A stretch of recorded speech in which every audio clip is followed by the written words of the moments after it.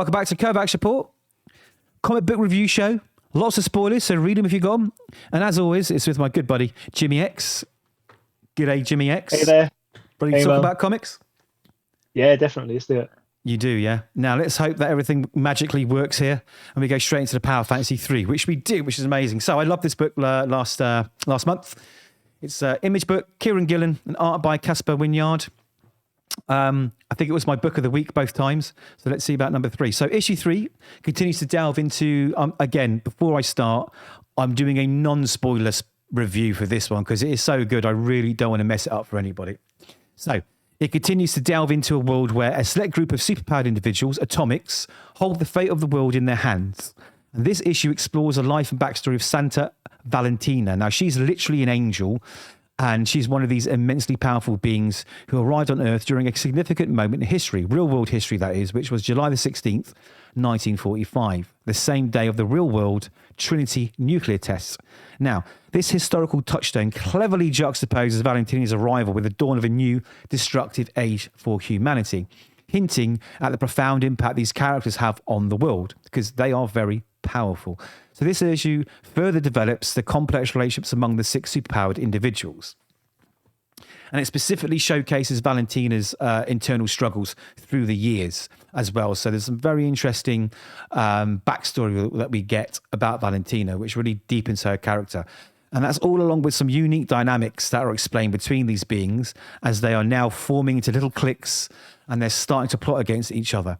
Now, the irony about this is that these people appeared on the Earth and they made it nuclear friendly. For example, they've stopped everyone from using nuclear weapons. And the irony is, if they fight, it would be immensely worse than a nuclear war. So it's all framed against this backdrop where their conflict could potentially end the world if it escalates, right? And I love this because it's like a welcome and almost novelistic approach to the concept of superheroes, right? So it avoids traditional tropes like crime fighting, and instead it explores real-world implications of having godlike abilities. You know, it's all about power responsibility, which I think is the whole premise of this book. It's very, Spider-Man, Uncle Ben, power, responsibility. And they wrestle with the power and the responsibility of that. So overall, issue 3 further deepens the stakes, the psychological complexity of the series. It blends character-driven storytelling so well with a haunting exploration of power and responsibility. Like I said, keep saying it, but it's true. Anyway, Caspar Wijngaard's artwork complements the heavy themes. He employs a sort of ethereal visual, I don't know, it's just so emotionally intense, right? When it goes to certain scenes, and then it changes to sort of more dreamlike for other sections of the book, and it just adds depth to narrative, right? Which is very, very well done. It really helps convey the otherworldly nature of the characters while still keeping us in the familiar sort of real world setting. His art complements this book so well. All in all, incredible book. I absolutely love it, and I think everyone should get on board if it's your cup of tea. So there we go. That's my first book of the week, a positive. Moving on to Teenage Mutant Ninja Turtles, Jimmy. Yep, Teenage Mutant Ninja Turtles issue 3, published by IDW, written by Jason you love them so much. Art by Paper Girls, Cliff Chiang, cover art by Raphael Albuquerque. Teenage Mutant Ninja Turtles fast becoming one of the books I look forward to every month. With their Sensei Splinter dead and the 4 Turtle brothers scattered across the globe, this issue catches us up to the whereabouts of their former leader, Leonardo. We open in India on the banks of the legendary River Ganges, and we learn via Leo's narration that he's been there for 9 months on a spiritual pilgrimage. At this point, it's worth noting that this iteration of the Turtles in IDW Books, Volume 1, it was revealed that the Turtles are actually reincarnated sons and ninjas of the clan Hamato and were murdered centuries before in feudal Japan by the Foot Clan. Leonardo's houses hundreds of funerals are held on the banks of the River Ganges every day, with half-cremated remains ending up in the waters and fed on by the species of soft-shell non-mutant turtles who Leo is seeking to commune with. However, as he bows before them, they trundle straight past him into the river, completely ignoring him. Leo waits, meditating days for acceptance, to no avail, until he saves them from a party of poachers that are seeking to sell them as illegal medicine. After this, they turn more friendly to him, flocking to and even meditating with him. How this can't last, unfortunately. The Foot Clan turn up to kill Leonardo the very next day. He calmly ushers his new family into the river before tackling and unleashing the fury of his katana blades, killing them all. He spots another flailing foot soldier in the river, clearly in distress after falling from the helicopter at the start of the assault. In a great moment, Leo rescues the struggling ninja, who gasps, "Oh, thank God, I can't swim," and drags him to the chopper, engages its autopilot. He drags him to the chopper, smashes his face into the ID recognition panel, activating the chopper and engaging the autopilot, and tosses him over his shoulder back to drown in the Ganges without hesitation. Nice. Yes, good twist. Objective achieved. Proceed to next target, Leo tells the computer as it flies into the next target, Michelangelo in Japan. As the chopper flies off, we see the other turtles about to feast on the remains of the dead Foot Clan.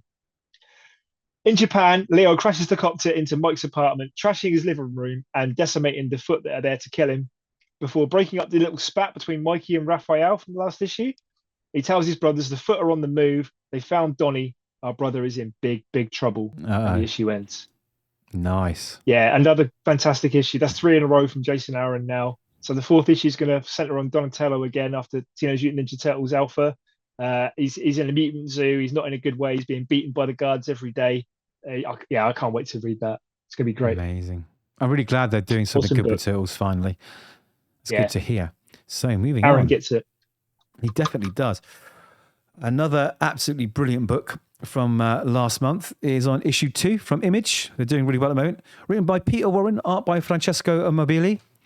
I think this might have also been a book of the week or month or something as well. Because it was definitely book of the week. Yeah, it was amazing. Yeah, I love the first issue.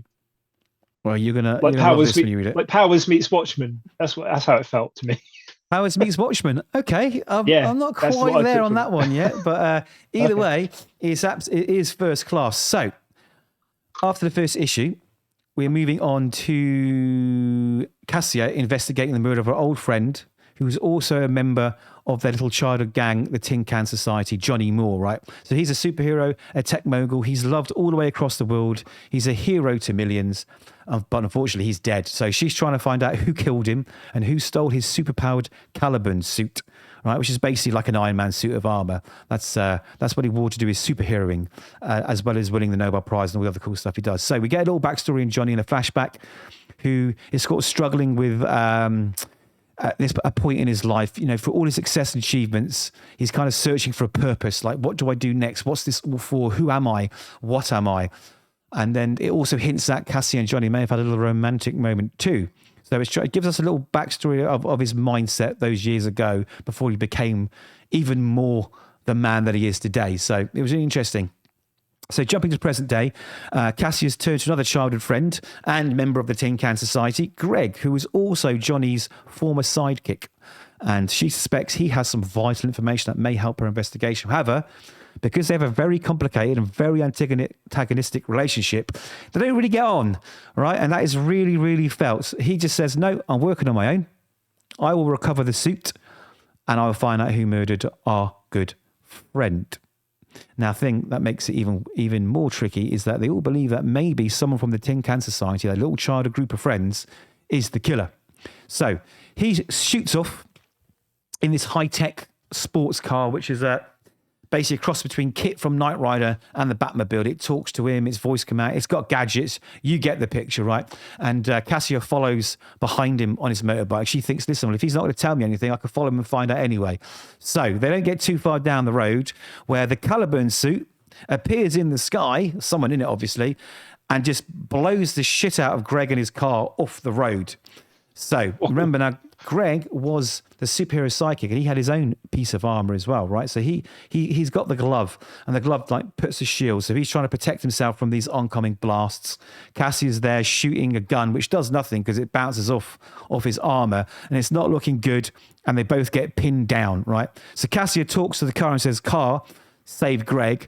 And this sort of cannon rocket launcher thing sort of like pops out of the wreckage and starts sending a barrage of, I don't know, bullets, rockets at the Caliban suit.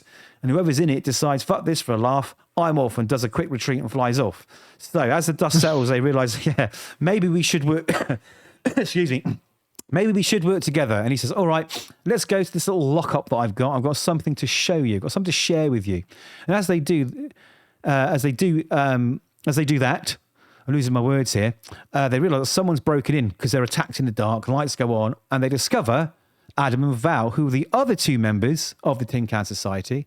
And one of them is trying to put on what looks like an older version of the armour. So what's going on there? Do they know something? Are they involved? Who knows? And that's where they left it. Super good, super interesting. They put that bit of superhero-ness into it with the rocket launcher and that, and I almost sort of twinged for a minute, but I thought, you know what?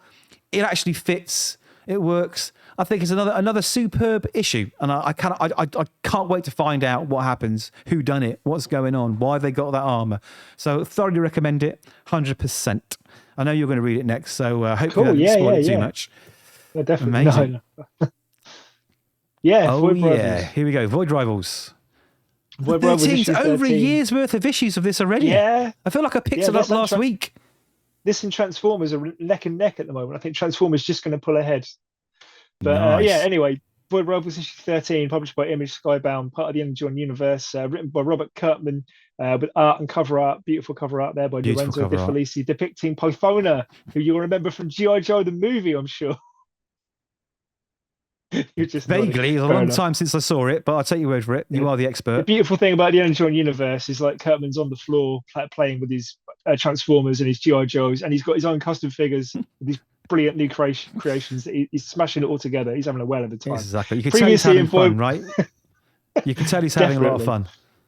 Yeah, you can tell when Kirkman's having fun writing a book. Previously in Void Rivals, after teaming up with Autobot Springer from Transformers the movie to take down bounty hunter Proximus, Derek and Selena, the Void Rivals of the title, have parted ways. Also, after having their base destroyed by an escaping Megatron in the pages of Cobra Commander, Cobra La declare war against the Transformers, tracking their Energon signature, not to Cybertron, their home, but as a Zetonia, where the sacred ring is obviously made of Energon. That's keeping Agoria and Zetonia apart. It's the first issue to see the Angelo universe fully realise its shared franchise premise, with characters from both G.I. Joe and Transformers, as well as our core cast, all appearing in the same pages. So cool. Pythona awaits in her organic spaceship, landing on Zetonia, after having a nightmare of a superior Globulus, also from G.I. Joe the movie, berating her. And Cobra La have arrived where the rivals parted ways last issue, and immediately start tracking Derek and Springer across the Agorian border. Meanwhile, Selena and Derek's handroid are exploring the sacred ring inside of it, searching for Zerta Trion, who is what the cult that Selena belongs to worship, but also apparently a lost Cybertronian. When Derek arrives home, he's immediately taken to an audience with his father, Minister Durin, who's very high up in the Agorian government. His father angrily demands that Derek hands over Selena, with Derek revealing that he knows the secret. Both their races are virtually identical beneath their armor, stating unity is our future. His father coldly informs him he's been misled. Unity will lead to the destruction of the sacred ring, tearing civilization asunder. Unity is our very end. Ooh. In the Zetonian temple of Zerta's light, sinister Mistress Vil tells Zetonian leader Premier Zalek he's failed. Unity will happen. She berates him and slaps him down physically, explaining that while unity may bring an end, what follows is a new beginning. And that's how the issue ends. Wow. Yeah. Heady stuff from Kirkman in this one. Yeah, great. Really enjoyed it. You loved it? I don't think you've never not loved it. I always love Void Rivals. Book of the week a few times. Yeah, maybe again this week. Besides Ninja Turtles. It's going to be a tough one for you, my friend. Tough one for you. It's a tough one for me. Nightwing. Mm-hmm. The first part of the all-in of Nightwing from DC with a new creative team. It's a fresh beginning for Nightwing under the creative direction of Dan Watters and artist Dexter Soy. And they are hot on the tails of Tom Taylor and Bruno Redondo's, in my opinion, title-defining run. Sorry, I loved it. I did. So can they pull it off? So the book opens with a new clown-themed villain, right? He's monologuing in the shadows, and he seems to be obsessed with Nightwing. He's very circusly clown-themed, right? And, you know, someone we know might just have a past in the circus. Anyway, we quickly, before we find anything out, jump to a meeting of all the Bloodhaven gangs. All the gang leaders are all having this meeting together. There's some new gangs that they've created, which are quite cool, but won't get to those. Anyway, one of them decides that, listen, why don't we work together? You have this territory, you have that territory. We do this, we give you that, you give me this. We all chip in here, there, and the other. We all get on. It's more effective. Everything's amicable, and we avoid a gang war.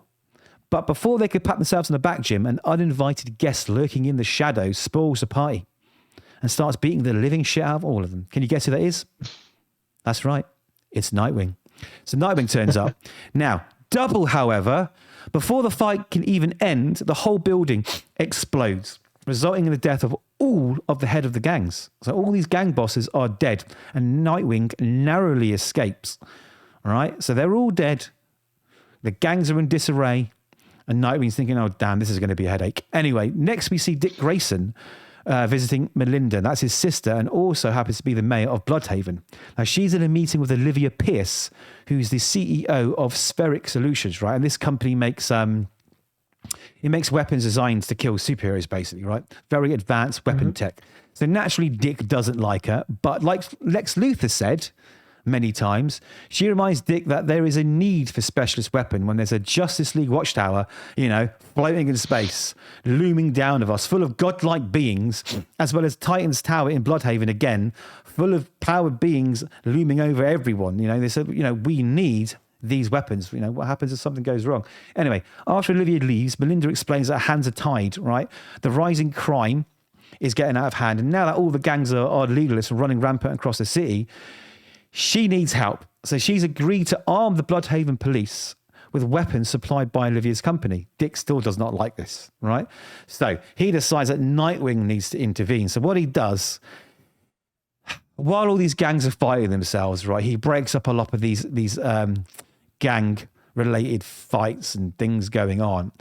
And he beats the shit out of all of them, and he gives each of the gangs a communicator device. And he says, listen, stop fighting. In return, what I'll do is I'll find out what's going on, and if a rival attacks you, don't react, just give me a call, and I'll come and be the peacemaker. I'll sort it all out. So, on the way home, feeling chuffy with himself, he decides to break into Spheric Solutions and discovers all types of specialist weapons that would be more suitable in the hands of the military, right? And while he's doing that, an alarm is triggered, and some rip-off Robocop Ed 209 starts attacking him and firing lasers at him, right? And then we reveal, as that fight's going on, the last panel, which is Olivia, right, with her finger on the trigger of a detonator.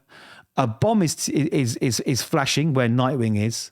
Standing behind her is the villain we saw at the beginning, the circusy, freaky, weird clown-like guy, as she presses the button to kill Nightwing. And that was that. Now listen,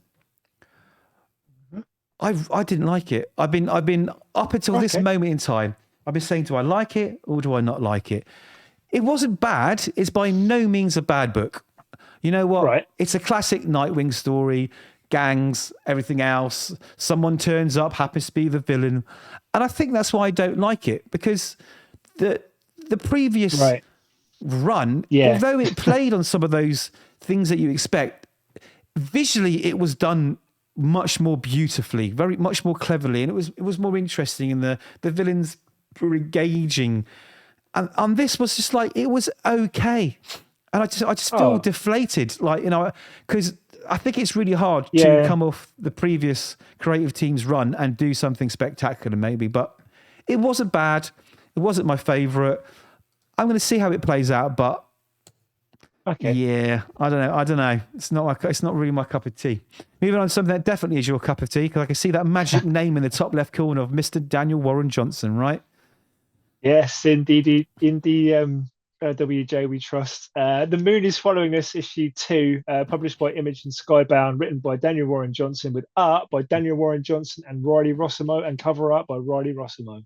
Oh yeah. In the epic first issue of this book, we were introduced to dedicated parents Duncan and Sam fighting to rescue their young daughter. In a final page rug pull, it was revealed that Penny is comatose from an unexplained sleeping sickness, and her parents have actually entered her dreams to try to rescue her. Huge change this issue. Daniel Warren Johnson takes over the art duties, as most of the story is set in the real world, and Riley Rossmo is handling a cool dream sequence near the end of the book. So we open with a flashback of the family enjoying a day with Penny, riding a mini scooter, swinging on swings, going down a slide like any other kid, just having fun. We keep seeing shots of the ominous bridge that we saw last issue as well. Suddenly it's dead of night and Sam is calling out to her husband in panic. Duncan, she won't wake up. Despite their best efforts, the couple are unable to awaken her from deep slumber, rushing her to hospital, and sleep doctors are baffled, explaining that when we're awake, our brain makes a chemical, making us crave rest and sleep. Sleeping gets rid of this substance, and our bodies know when it's time to rise for the day once it's gone. Somehow Penny is still creating this chemical in her dreams and can't stop, plunging back into the same cycle instead of waking up. He can't do anything to help, offers to fund to continue to monitor at the hospital, fully covering her costs because the research potential is massive. This really angers her mother, Sam. She walks out of the meeting, returning to her daughter's side in her hospital bed, and then there's a tap at the water. There's a tap at the window, sorry. It's an eagle owl with a note addressed to her that reads, I want to help your daughter. I'll be waiting on the roof. Warily, the parents climb the stairs to the roof of the building, looking up to see dozens of owls filling the sky and an old man flying down with them. It turns out to be their first meeting with their ally Tash, who we met in the last issue. He explains the daughter can't be cured by medicine, but there is a solution. They take him down at Penny's hospital bed. He sees her state and tells them they're running out of time. He could tell them more, but it's much easier to show them. And he pulls out the VR tech that we saw in the last issue. They don this, and they're falling through a Stargate-esque portal. The art switching to Riley Rossmo. Sam and Duncan come face to face with an eye patch wearing frog, Brio, recognizing him as actually one of Penny's plush toys, Cupcake. Sam recalls losing the toy near the post office one day with a car running over its head and finding him without an eye, hence the eye patch. No. Tash introduces them to the rest of the resistance. They recognize that these are also Penny's toys. In the real world, there's a deer riding goblin, a female superhero looks like Penelope Pitstop dressed in pink, and a bear with a cutlass, amongst others. Brio tells them a force of evil known as the Cascade are responsible for Penny's condition. And just as he tells them this, the Cascade turn up, they attack the resistance, epic battle scene, and they're forced to pull back. They retreat with their enemies taunting, run all you like, our daughter, she is ours. Duncan and Sam awaken, wondering aloud if it was real. Tash is at their bedside, confirming, yes, it was. They ask why he's helping, and he looks very sad before answering, I had a daughter too once. I can't save her. I can save your daughter, and I need your help to do it. The issue ends with each of the parents taking one of Penny's hands in theirs, asking Tash, so what do we have to do? Yeah, absolutely fantastic. Storming second issue, sweetened by Daniel Warren Johnson's majority artwork, who I absolutely adore, on Murder Falcon, Extremity, Do a Power Bomb, and the first 6 issues of Transformers. Yeah, another fantastic book. Sounds like I need to get on it. I think. It's so good. I definitely do. Right then, so DC's All In continues with Detective Comics. 1090, issue 1090. And Mr. Tom Taylor is on the writing duties. I do like Tom Taylor, you might have guessed. An art by Mikel Janín. So this relaunch continues with new starts for all the titles, as you know. And when I saw Tom Taylor and Batman on a cover, I was like, I'll take a bit of that. So this story is told in present time with parallel flashback to Bruce's youth, but it revolves around Thomas Wayne and a moral question. And that moral question is every life worth saving? So Bruce's father, right, he believed that it isn't up to us to decide, right? We can't predict the life that a person will lead, good or bad. It's just not up to us to decide, right? So if you're given the choice between saving someone's life or not, you should always try and save them, right? So that's what this whole theme of the book is. It's basically like, are some lives worth another, and what should you do about it? So it starts with Batman in what looks like an interrogation cell, and there's a man with his head in his lap. He's obviously been beaten. He's bleeding. I think he's unconscious. He's not looking good. He's tied to the chair, and some shadowed figure talks to Batman, right? Now, this shadowy figure tells him that he's brought Batman there to watch, right? What I assume is some nasty piece of shit criminal, right? He says, I brought you here to watch this man die. But you know what Batman's like? He'll save anybody. Batman disagrees and they have a fight, all right? They start fighting and the figure says, don't make the same mistake your father made. I was like, oh. And as he goes to punch him, his claw snips off one of his bat ears. It was really cool. Anyways, we then quickly flash back to Thomas Wayne. He's in his surgery, right?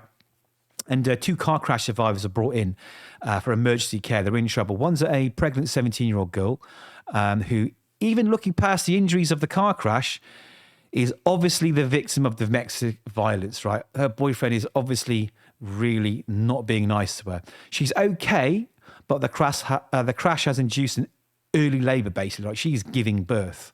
So while that's happening, her much older piece of shit boyfriend, the criminal, he's in critical condition and he needs immediate surgery to be saved. Now, Thomas has his mantra of save everyone you can. He's also signed a Hippocratic oath as a doctor, right? To do no harm and always help.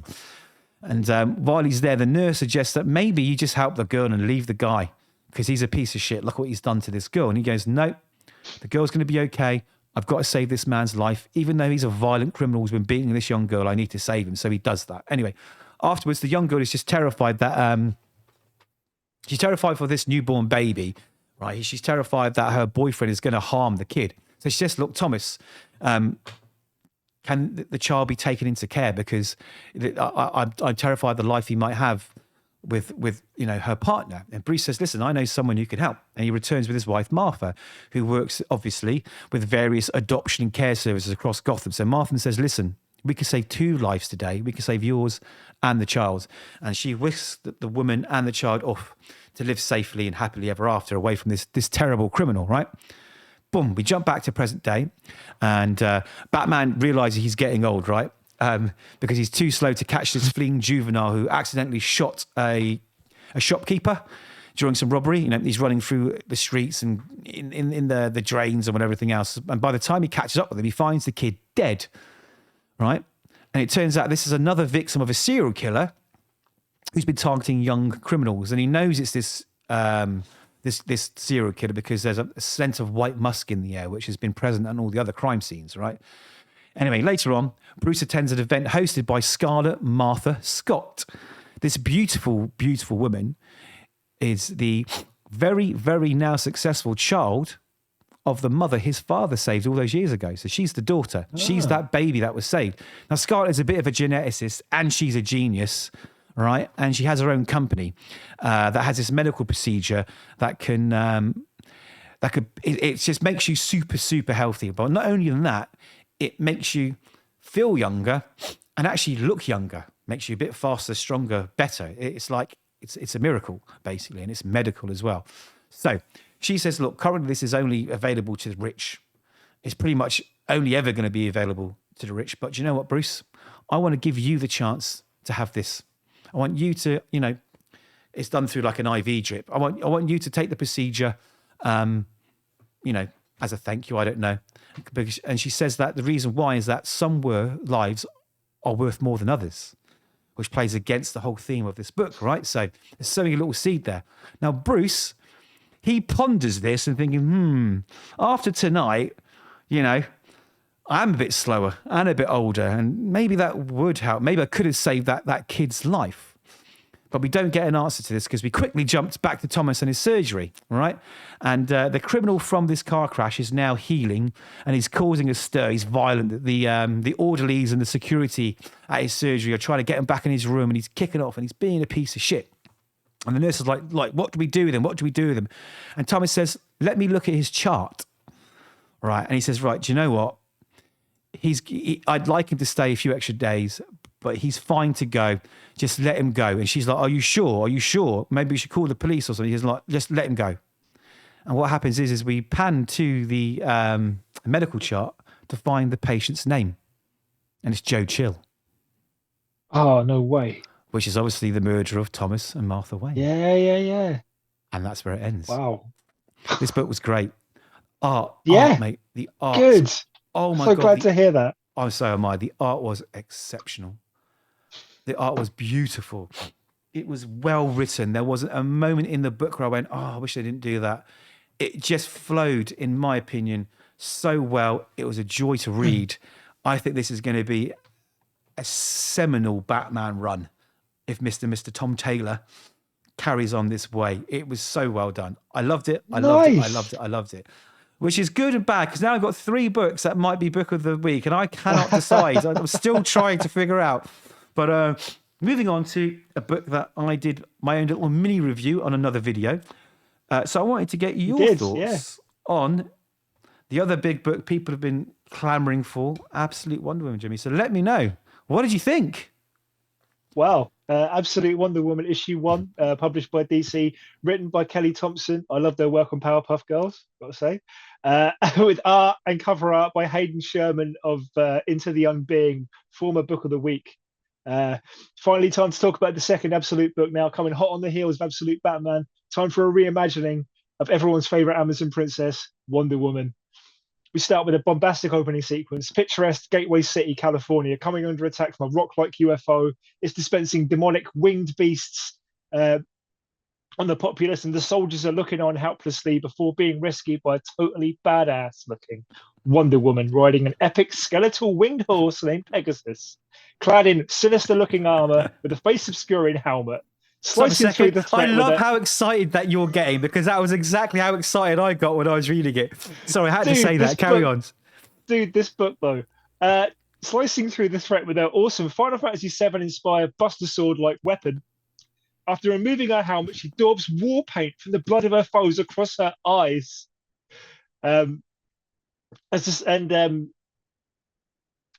You're getting so excited you lost track. She uses incantations of dark magic as well to incinerate even more of them. Flashing back to years earlier on the wild isles of Hell, the prison of Circe. She's a great sorceress.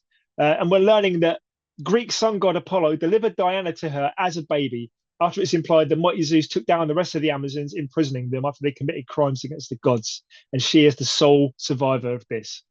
Apollo tells Circe the very utterance of the word Amazon is now forbidden, and notices that although he hides it, he's clearly terrified of the infant.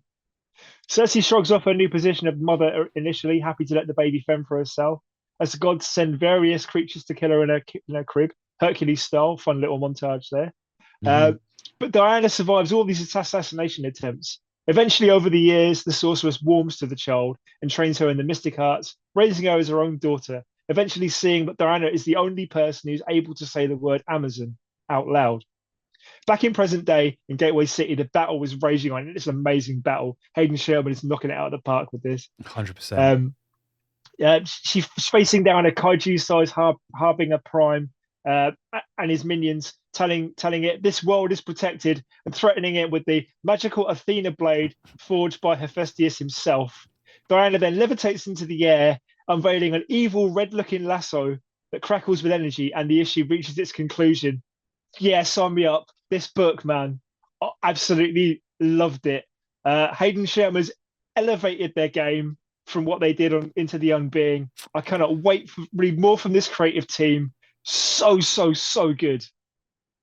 Mate, you basically summed up everything that I thought too. It was amazing. It was so much fun, right? I was so excited reading a book. I mean, yeah. Wow. And when she turned up on Pegasus, that horse, I was like, yep, you got me. And that sword she's got looks like the one from Berserk, you know, the manga Berserk. I was like, I'm all in. And again, you pick up the blood and I was like, this is Wonder Woman. This is bad fucking ass. Everything. And that was the first issue. I know. I hope it continues, because Kelly Thompson does like to inject certain things into her stories.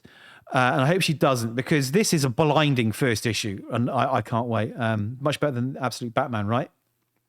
Yeah. I mean, I know you loved her run on Birds of Prey.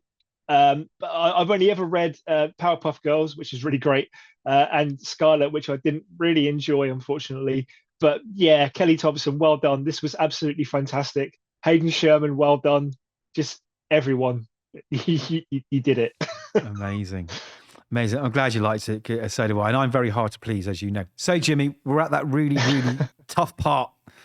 Tough part of the show, which is book of the week. I can't decide. I'm stuck because I like Angelo, as you know, I loved all 4 of these books this week.